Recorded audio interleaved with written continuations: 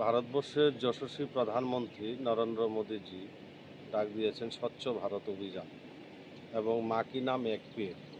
এই স্বচ্ছ ভারত অভিযানকে সামনে রেখে আমাদের গুমতি কোঅপারেটিভ মিল ইউনিয়নের উদ্যোগে আমাদের নতুন বুথ গঠন হওয়ার পরে আমরা প্রতি মাসের 1 তারিখে ইন্দ্রনগর আমরা স্বচ্ছ ভারত শুরু করেছিলাম। যেহেতু আমাদের যশস্বী প্রধানমন্ত্রী নরেন্দ্র মোদীজির নেতৃত্বে আজকে 40,000 লিটার দুধের প্ল্যান্ট আমরা উপহার পেয়েছি গোমতী ডায়েরি বামুটিয়াস্থিত। সেখানে আমাদের বামুটিয়া তো এই মাসের থেকে শুরু করা হয়েছে। তার মানে 1 তারিখে আমাদের ইন্দ্রনগর যে দুধ ডায়েরি আছে সেখানে আমরা স্বচ্ছ ভারত অভিযান করি। আর প্রতি মাসের 2 তারিখে আমরা বামুটিয়া ইউনিট 2তে আমরা স্বচ্ছ ভারত অভিযান শুরু করেছি, অর্থাৎ আজকের থেকে।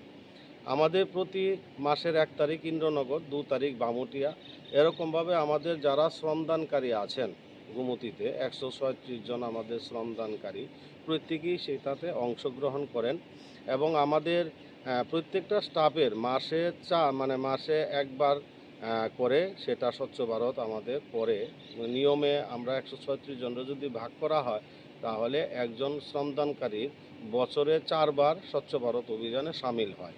স্বচ্ছ ভারত অভিযান মানে শুধু পরিষ্কার রাখা সেটাই নয়।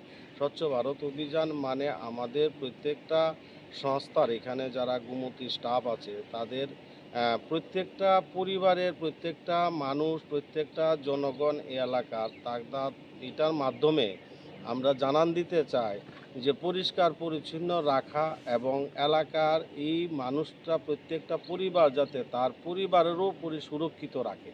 আমাদের এই স্বচ্ছ ভারত অভিযান আমার মনে হয় ত্রিপুরা রাজ্যে প্রথম একটা সংস্থা যেখানে স্বচ্ছ ভারত প্রতি মাসে 1 তারিখে গোমতীতে ডায়েরিতে করা হয়, 2 তারিখে বামুটিয়া ইউনিট 2তে করা হয়।